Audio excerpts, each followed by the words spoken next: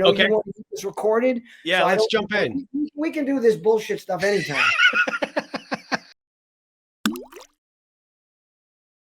Guys, I'm super excited to introduce you to Ted Rubin. Ted is a well-known keynote speaker and an author of a good number of books.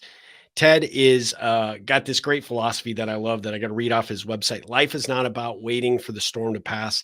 It's about learning to dance in the rain. When you follow Ted Rubin on social media, you're going to see he lives this as part of his life every single day. He's an incredible individual, very inspirational. He is full of great ideas. I respect and admire him as an entrepreneur, but I also respect and admire how honest he is in terms of the importance of building relationships the right way, the approaches that many brands are missing because they don't understand who their customer is or how to build the relationship with those customers. And he just has an incredible philosophy for all things life. He's just a good dude.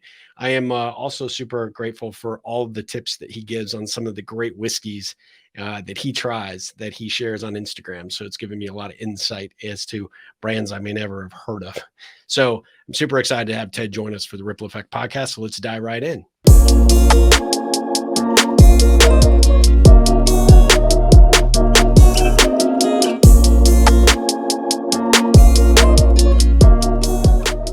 Guys, I am super excited to introduce you to Ted Rubin. Ted, thanks for joining the Ripple Effect podcast. You know, Steve, this has been a long time coming. I went back into a little history to see when we first connected, and it was 2013. Yes. And it might have even been before that. We might have connected via social before that, but that was our first direct communication where you reached out to me and I sent you a copy of my book back when I was still a collective bias. And, you know, I've been watching you. I see all the stuff you do. You've been, telling me, oh, man, I got to get you on this podcast. I got to do something. And I don't know what the hell took us so long, but I'm happy to be here. Well, I mean, you're in demand. You're a busy guy. It just took a long time to lock down the date, but I am super grateful you're here for sure. Let's clarify. I would have locked it down sooner, but we were just back and forth. And you're not so unbusy yourself. I mean, it looks like you got about 5 ventures going. So yeah, I've got a few things going on, but I'm very blessed and very lucky. But one of the reasons I am that lucky is I follow you because you're an inspired entrepreneur. I mean, I see everything you're doing and all the different areas that you focus on, and it really is an inspiration. I mean, that's, as I said in my introduction, I mean, you've been somebody that I have just really enjoyed following, and so we've known each other, we're acquaintances, but I feel like I know you because you invite me into your house when you're cooking.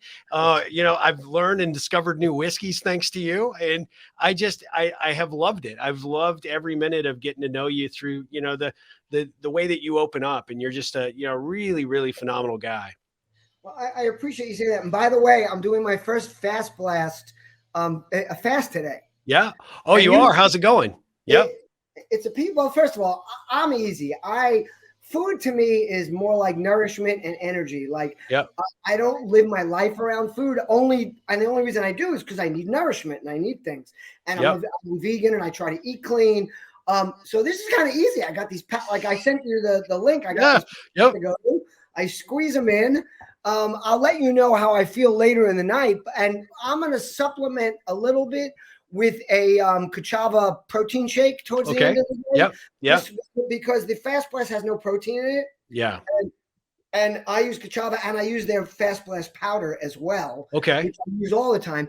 And I know we're getting off track here a little bit, but I just want to say, because I'm very suspect when I hear about these type of products, because I usually am not happy with the ingredients. Yep. And I will tell you that one of the reasons I love this company Fast Blast and why we've been working with them a little bit, my business partner John and I, is because I totally expected their ingredients to be like one of these long lists of things you can't pronounce and stuff, and it's not. It's all organic and quality ingredients and very similar to Kachava, which I use, which is a meal replacement protein powder. That also has great ingredients. So I just wanted to say that so nobody says, well, I thought you said you eat clean and now you're using one. But actually, that's what I love. You are. Yeah. Well, that actually goes in line with, I like to always ask my guests a little bit of their origin story, but I guess, even before that, how did you sort of focus on sort of the vegan lifestyle and this clean living? I mean, you're always on your bike. I love that. You're at the beach. You're always working out. I mean, you are like a freaking inspiration on multiple levels. So Well, what's been nice now is during COVID, two of my business partner, John Andrews, and an old friend of mine named Steve Spiro, who you might have seen on my doc with me during the first 6 months of COVID. Yep. He's a digital nomad that runs a 10 million plus business from wherever he is in the world. That's and awesome. He got stuck here during COVID, which was great because I had a dear friend and someone who was a fellow entrepreneur, and we were able to support each other. But he was one of the original employees of Audible, and they've both been pushing me to use Audible.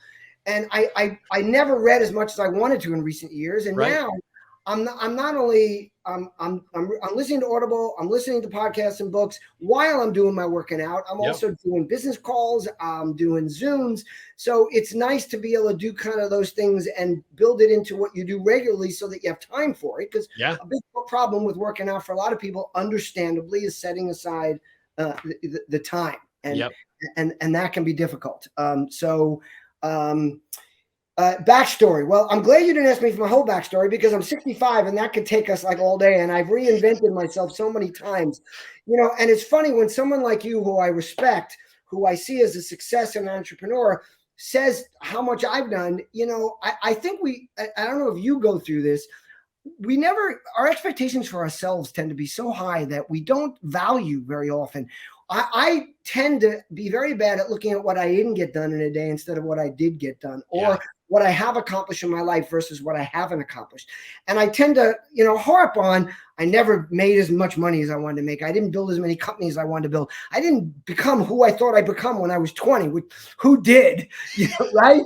I mean, and Van Halen never called me for a lead singer. So, and we beat ourselves up over that instead of realizing, and you probably saw my post the other night when I was just having a tough night over something with my kids, and the amount of people that jumped in and not only supported me, but talked about how much I've done for others or other things. And even after that, it's hard to say, I look and go, why do they care so much? Or have I really, I don't really think I've done that much. So we won't go through the whole backstory. I will say that I've had the need to reinvent myself many, many times. My line now is that I don't want to have to do it again. I want to be able to ride this board into shore.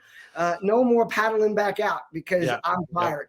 As far as vegan goes, I'm very close to my high school wrestling coach and his wife.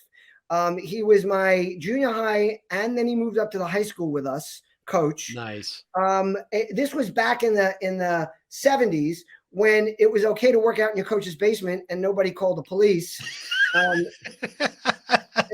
we would work out in his basement on days when we either couldn't use the gym or something, or he would have us over his house he was a teacher. He didn't make a lot of money. He needed to build things around his house or put in tiling, or he'd have the wrestling team come and do it with him. And instead of being criticized for using child labor, what he was doing was he was building relationships and building a team. And he was teaching us to work together beyond something where we were each individual winners. And my parents valued that. My mom happened to be a teacher in the school district, so she really thought it was great. And my dad was a great dad, but he worked hard and was not home as much as it would have been nice if he was.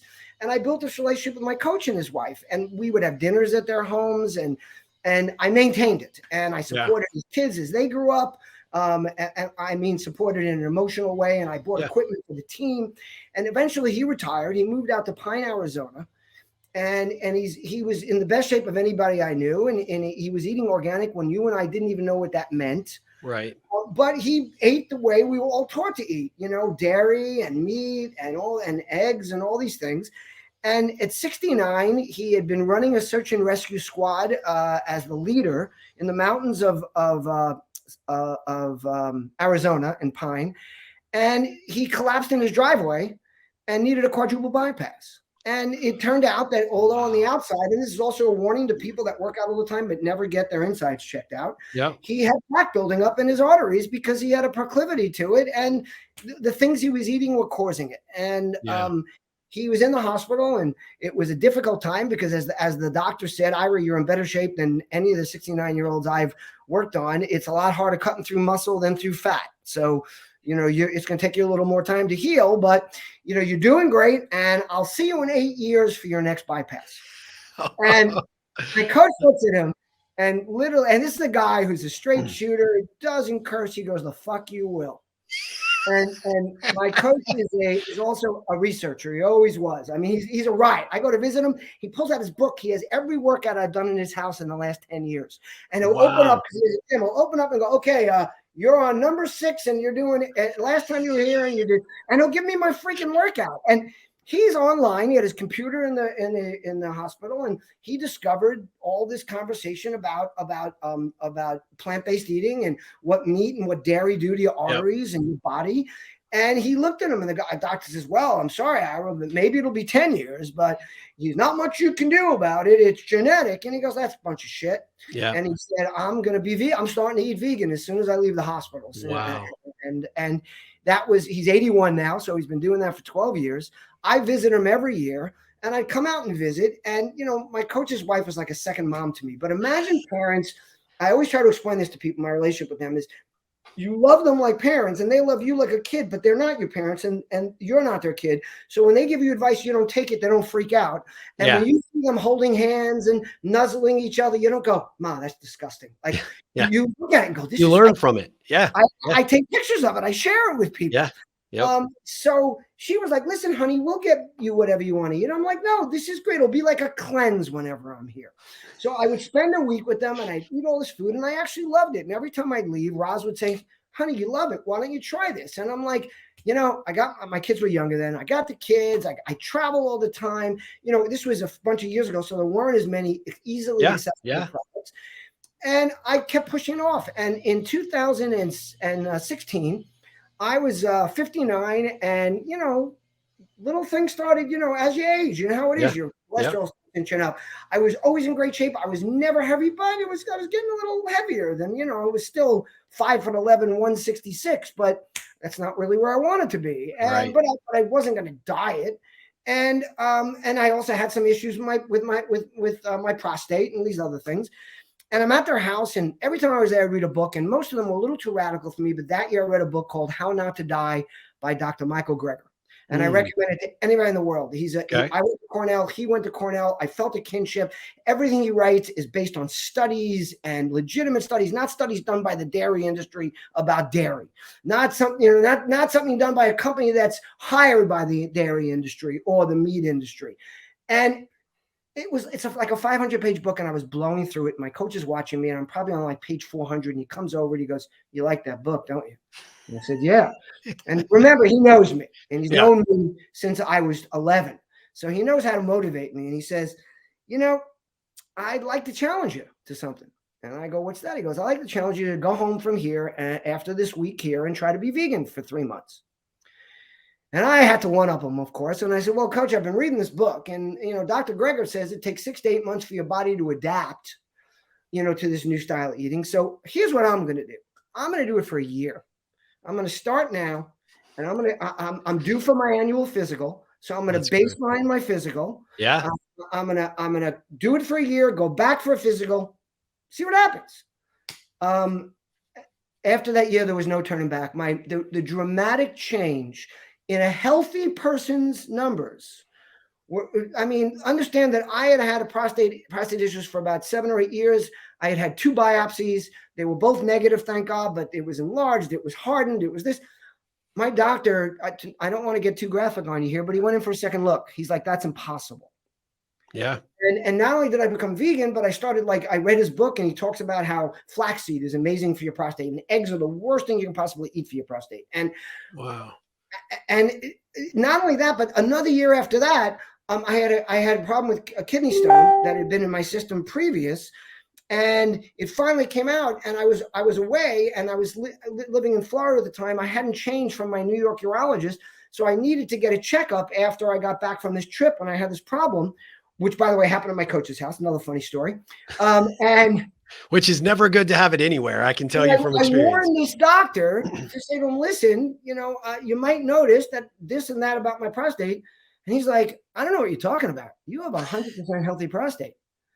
And, that's awesome. Wow. You know, then the sad part is when I talked to my doctor about this, and I said, "Well, let me tell you why." I said, "I've been trying to tell you this."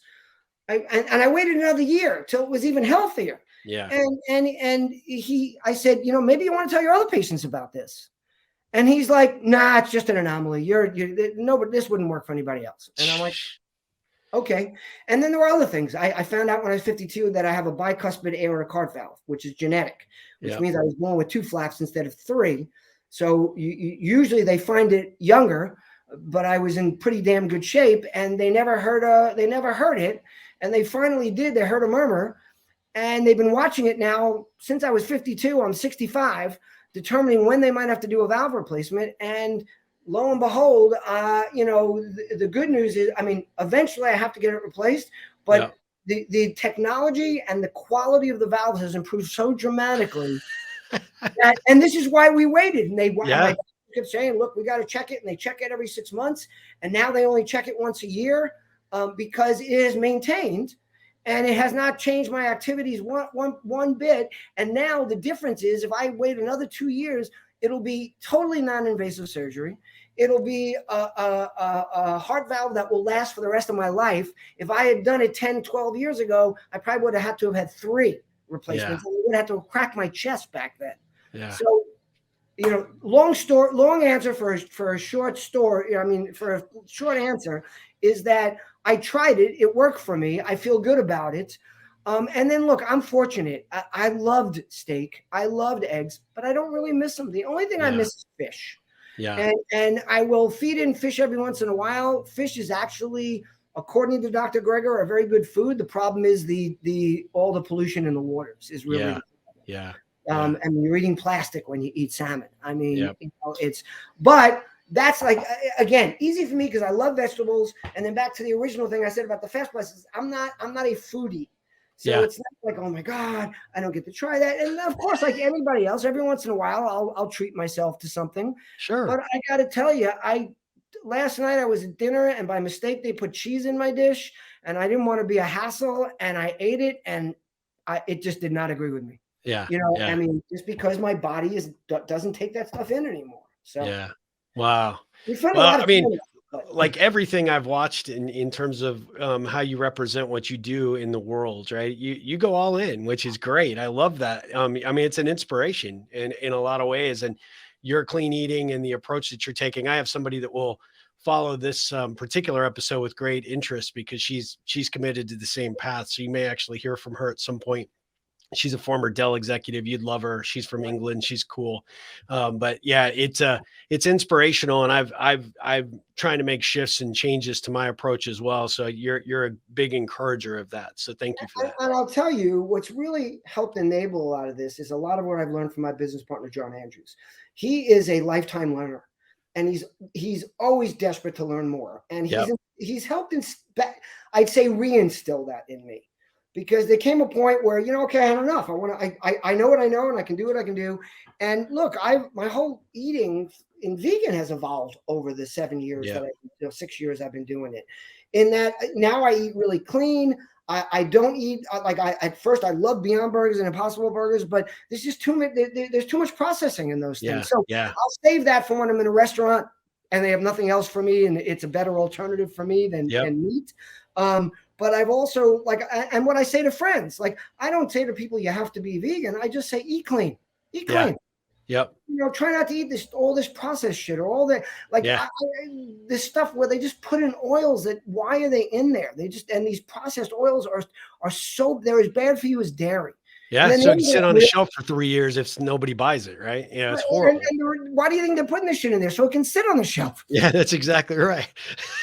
That's exactly right. Well, let's switch gears for a second. So you are a prolific keynote speaker. You've got an amazing list of books that you've put out. We're going to send a link, put a link into your website that has a list of all the books and just your great work. But what motivated you to want to become this, this entrepreneur, this tour de force? I mean, you obviously have your hands in a lot of different pies. So, just tell my audience a little bit about that experience and that backstory. Well, truth be told, I think this is the case for a lot of entrepreneurs or people that just want to do shit our way. It's stubbornness on the one hand, and it's also way too high opinion of ourselves on the other, because, and this has lessened a great deal in the last 10 to 15 years. But when I was in my 20s, I just thought I was smarter than everybody. I mean, I'm very lucky that I had a dad that taught me to recognize people that are trying to help you and people you can learn from. Yeah. So I was also fortunate to have some great mentors, and I always found a mentor.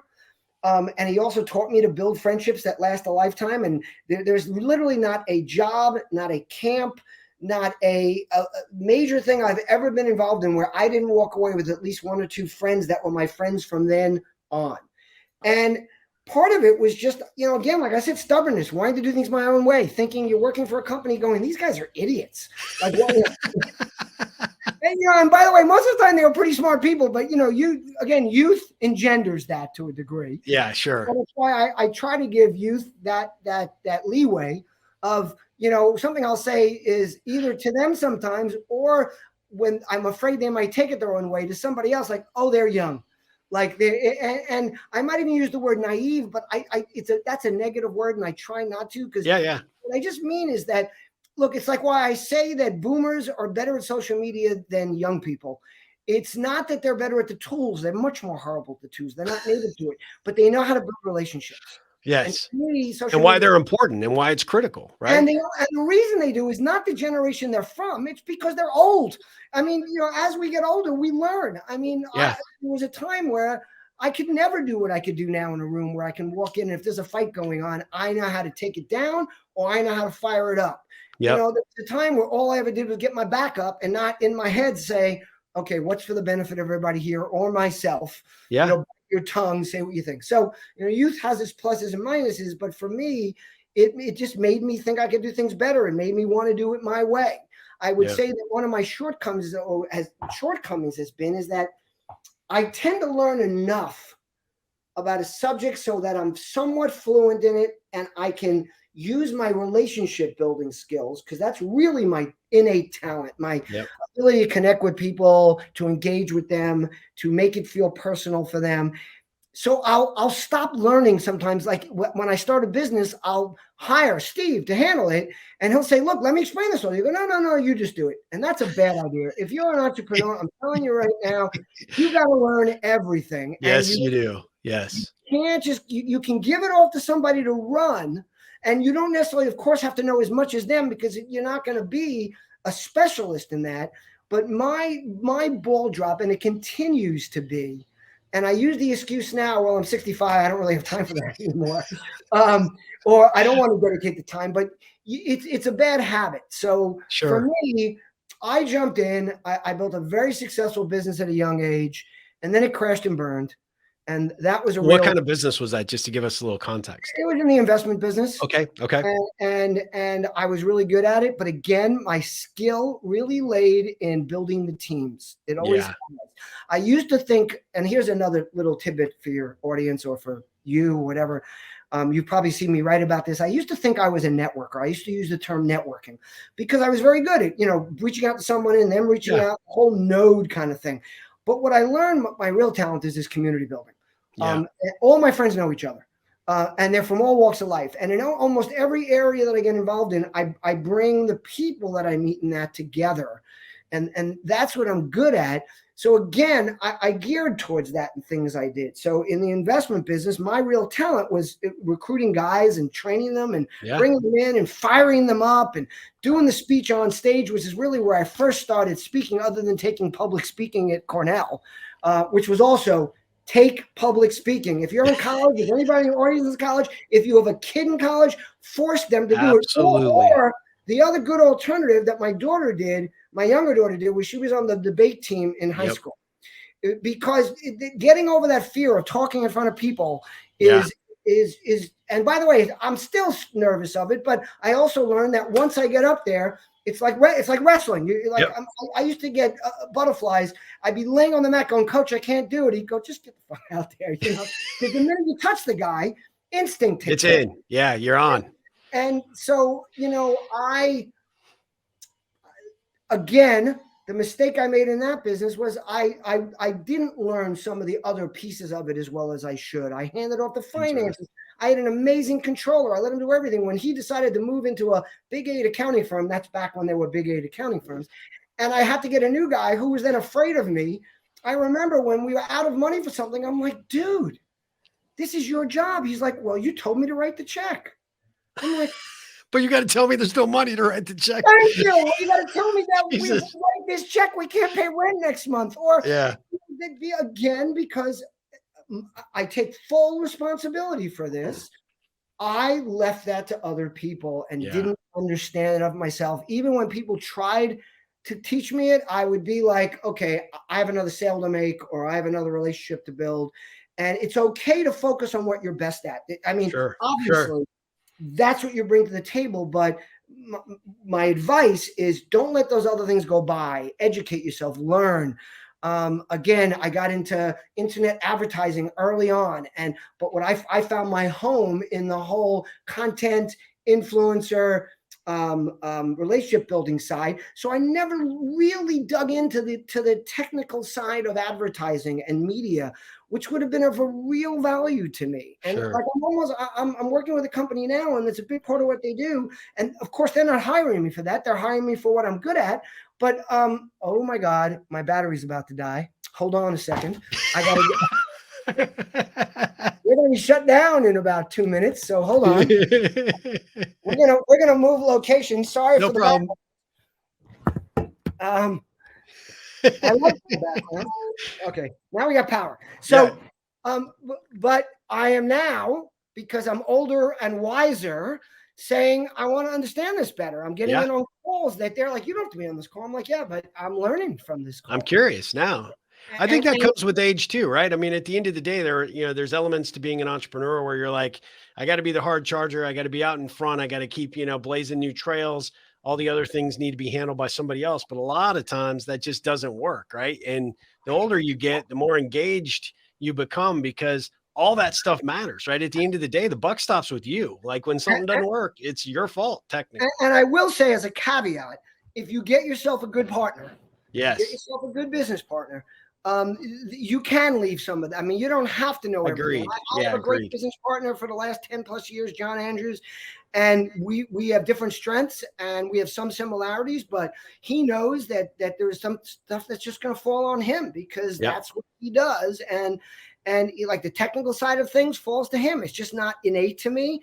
And it takes me 3 times as long to understand something as it does him. So why would we push it off to me? Exactly. But that can be a value. Of course, don't think that anybody can be a good business partner either, because that's right. I've been there too. Right. But you and John have something very unique and special. And I love because you convey that on social so well. Like he seems like a guy I really want to get to know at some point too, because he's just you guys together are very interesting, but there's a mutual respect and it just oozes from both of you, which I think is phenomenal. Well, I appreciate you saying that. And yes, you definitely do have to meet John. And by the way, I'm really excited that we are going to finally connect face-to-face at South by this year. Yep. So let's make sure that I am definitely going to be there. So this is on you because you live there. And like I said, I will get you on the guest list for Brand Innovators. And so if nothing else, no matter how busy your schedule it is get over there. Yes, sir. I want to make sure to get some time with you. But yeah, you know what? John and we hit it off from day one. Some bloggers introduced us when I was at Elf Cosmetics and he was still at Walmart. He had built this thing called 11 Moms, which became Walmart Moms, which was probably the first influencer platform for a retailer and for CPG brands. I was doing the same thing at Elf Cosmetics, but for Elf Cosmetics. And we were doing some different things among that. And someone said we had to meet. And when we did, it was like magic. And it's funny because I remember back, because it started the same way I hear John with so many people now, like, hey, dude, we got to break bread. Like, this was great, but I'll be back in the city in 2 weeks and let's get together. And we've explored that a lot. Like we make content together. We have fun together, and I think that's an important part of it. I call him my business soulmate. I love that. Not business partner, business soulmate. Right. He's my business soulmate and he's become one of my best friends. I mean, he's I'm very fortunate. I'm blessed and with some with a real cadre of very close lifetime friends that I've added to some along the way. I always tell my daughters that when they would say, "Oh my God, Dad, like you have so many friends," and this was as a divorced dad when they were kind of with me Sure. alone, I'd say, "I don't want you to misunderstand this, and I mean this sincerely. It's not that I'm the greatest guy in the world; it's that I work hard at it." Yeah. And I can't tell you how many friends I have that I'm the one that if I don't reach out, I'll never hear from them. And they're of Sure. course Sure. not part of that inner group. But like I just explained to my daughters, there's all different types of friends. A mentor explained that to me when I was young. And Yeah. then there was one, there are the ones that are just really those special close friends. And John's become one of those. And of course, as being a community builder, he knows all the others. We've all hung out together. We've traveled together. We've done events together. We've hung out at his house together. So, I think that's also important. And by the way, even if it's not a business partner you're going to get, have those friends that you can really open up and talk to, because there's so many times that you're going to need that. And it's not just about someone who's a mentor, and Right. not those have value. I'm not, of course, but it's the friends that, mentors just know so much. I mean, they can only give you so much of their time. You don't necessarily share everything with them because they're not necessarily your personal friend or something. Yep. And someone that just knows you deeper, it can really help you a lot more if and when those circumstances arise. Absolutely. Wow, that's excellent advice. Definitely excellent advice for our Ripplers to follow. So I know we're on a limited schedule today, right? Because I know you've got a hard stop. And so I've got some Ripple specific questions I want to ask you. And then we're going to have to do a sequel to this interview because there's just so much. I have a bajillion questions for you, but you're just that fascinating. But I wanted to ask you these specific questions while I've got you. What in your opinion is the most important thing in life? Love and friendship. Love and friendship. Yeah, that's good. I love that. And sometimes they cross over and sometimes they don't. But yeah, I mean, and by the way, in love, I'm including family. Yeah. Because to me, family is the only real true love. Whereas I'll even take it a step deeper. And this is no knock on people that don't have kids, but until you have kids, you don't know that unrelenting love that will never go away, no matter what. And I include that. It's not the same for your siblings. It's not the same for your parents. It's that of your loins, as they say. They're just. Yeah, no, that's true. That's true. What do you consider your superpower? I'd have to say my superpower is my ability to build communities and relationship building, and it's more a function of, I'd say 75% of it is hard work and dedication to that, which isn't always easy. I send out birthday messages every day. I do not miss one. That's hard to keep up. And I'd say 75%, it's the hard work and diligence and stick-to-itiveness. What was the term? Grit is the term my John used the other day. Yeah. And I think grit applies to entrepreneurs as well. The real true test of an entrepreneur is grit. It's not brains. It's not hard work, because anybody can work hard. It's the stick-to-itiveness, the grit. And then I'd say the other 25% is the natural ability. I mean, when I say natural, I don't mean genetic. I mean, something that either developed young in you or you learned from somebody young, whether it was your parents or, my dad was the guy that cleaned up the neighbors' yards, that shoveled their walk when they couldn't, that we would be driving a neighborhood, we didn't know people. I do this all the time. If I'm driving and there's garbage pails in the middle of the road, I stop. I put them on the side of the road to help the people whose they are and the people in the road who are going around them. And that's something I think you learn that's taught. So I would say that's the part that has become somewhat innate. I love that. I think that's fantastic. What's the best piece of advice that you learned as a young person, maybe as a kid or as a young entrepreneur, that you utilize today and would give to an entrepreneur who asked for it? Well, I think I'm going to give you two things. So one of them is talks about life, health, and fitness. So my coach, going back to my coach, Ira, he used to say that if you take the stairs and take them 2 steps at a time, you'll stay in shape for the rest of your life. So, his whole thing was always take the stairs if you can. If you're on an escalator, walk them. When I worked in office buildings, now granted, there's a certain point where but if they were 5 floors or lower, I took the stairs. I never took the elevator. So that's just kind of a personal thing. And because fitness also has a lot to do with our minds and everything else, I think that's important. The other piece of advice for entrepreneurs, again, no let up. I mean, it's no let up, baby. I love it. No let up also goes to everything. I try to tell people no let up doesn't mean hard work. No let up means just the grit. It means not giving up. No let up means no let up finding time for yourself. Yep. No let up exercising. No let up being there for your family. You know, I talk in life, there just is no let up, because even the relaxation part is part of no let up. And it's something I'm trying to do. I'm trying to give myself a break. And I don't mean a physical break, but a mental break. Like, you don't have to achieve every day. It's okay to just lay on the beach and not be reading and listening to an audio book and exercising all at the same time. You can just stare out at the freaking ocean. Yep. Yeah. Yeah. No, I love that. It's no let up. No let up. Yeah. For those of you that are going to catch this on the audio, Ted's actually showing a bracelet that you had printed up, right? Yes. And it's got the hashtag no let up. I give them out. It's the hashtag no let up. There's a great story behind that, but we don't have time for it. Next time, we'll keep that one for the secret, for sure. We will. Well, so what's the best thing you could hear a client or a colleague say about Ted Rubin? Oh, that he's a good guy, that he was there for me, that he did for me without asking for anything in return. One of the things I'd like to add backing up on the questions is something my dad taught me, which was do for others without expectation of anything back in return. Yeah. And of course, as a kid, now we can think through that. What does that really mean? But as a kid, I was like, well, why would I want to do that? I'm going to be giving up everything, getting nothing. And my dad said, because it'll come back to you. Yeah. Because people will talk about you. I can't tell you, I've had people offer to do things for me online that would cost me thousands. And I'm like, I don't have a budget for that. And they're like, well, we'll just do it for you. And I'd say, why? And they'd say, because we watch you online and you do stuff for others all the time. So why wouldn't others want to do for you? And so if you do for others without that expectation, first of all, you won't ever get disappointed. Yep. And expectations are important, whether it's in business or personal life. When you build up those expectations too high, you sometimes you make those goals unreachable.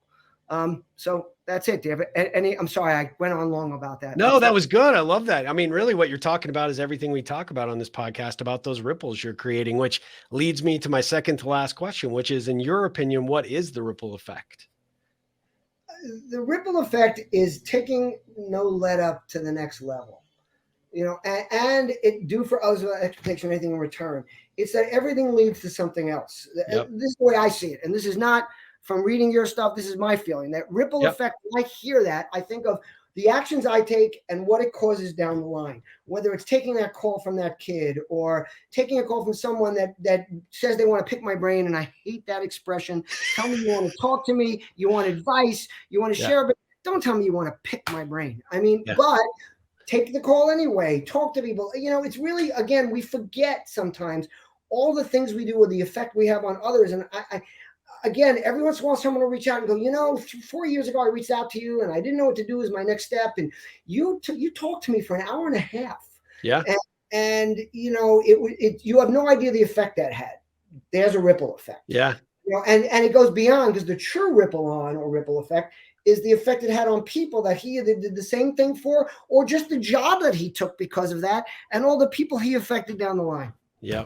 Oh, that's a great, I love it. I love your attitude about that for sure. And you are what I would consider a rippler, right? You've got return on relationship. You understand the importance of investing your time and energy in people that you know and that you respect and admire, and also those people that are willing to have the confidence to come to the table and ask you for your guidance and help.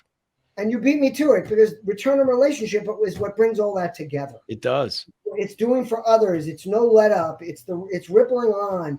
It's all that return on relationship that either comes to you. And return on relationship doesn't just mean return on relationship to me. It means the return on the relationship that others get, that the return that they're receiving. Yeah. No, I love that. Well, my last question for you, Ted, is what ripples can I be creating for you? How can I help you? Well, you just did. You had me on your show finally. Jeez, I've been waiting for this. You reached out and very forcefully told me that you're going to make sure to see me in Austin. So, you know, you've done it there, and you know, I'm going to leave a little in the bank, you know, for when I need it. So deal. Well, I respect and admire you more than words can really adequately express. I mean, I have really appreciated everything that you put out there. You are a real inspiration to folks like myself, just because you're true, you're genuine, and you're willing to contribute where when and where you can, which I think is phenomenal. And Coach Ira, I guarantee, is proud of you for what you are representing out there in the world, because you've got that, that no let up in everything you do. And I am truly grateful our paths crossed. Me too. Well, Ted, real quick, how can people learn about you? How would you like them to follow you? And, can they order the books? You've got multiple books on the website. Do they order them from there? Amazon? Just, real quick. The links on the website go to Amazon. So just Okay, go to perfect. Amazon and Google Ted Rubin. I mean, and search Ted Rubin. And there are 4 basic books. Be careful, because 2 of the books were created by this company that takes my tweets based on the same topic and turns them into a book. So they're kind of cool, but it's 140, like the old 140 Yeah. characters tweets about the topic of return on relationship and how to look people in the eye digitally. But just make sure, if you want the book, that's not the actual book. But it's very clear. If you just, I mean, a lot of us don't read, as John and I like to say, you need to use the reading app, like or the asking app. Like, Yeah. you'll be walking through an airport and someone will go to you, hey, do you know where gate 54 is? And you're like, well, there's the sign right up there, but yeah, right over there. Or we're spinning around looking for something, you can just ask somebody. So if you read the titles, you'll see which ones they are. As far as finding me, I'm really easy to find. If you just Google Ted Rubin, about the first 15 pages is me. I am everything but the 100-year-old Medal of Award winner, whose real name is Tibor Rubin, and they call him Ted. I can assure you that's not me. I did not win the Medal of Honor in World War II.